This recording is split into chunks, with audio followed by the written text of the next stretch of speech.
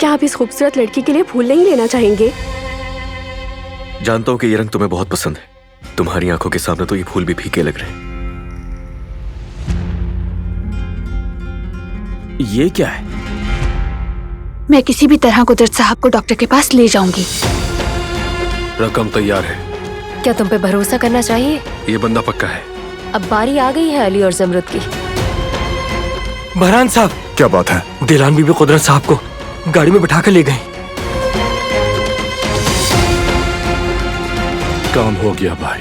अब मैं लोगों को बताऊंगा कि फिरात कार अभी क्या चीज है।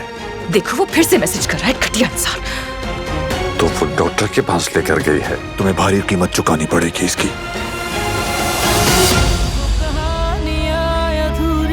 जो न हो सके कि पूरी, उन्हें मैं भी क्यों सुनाऊं, उन्हें तुम भी क्यों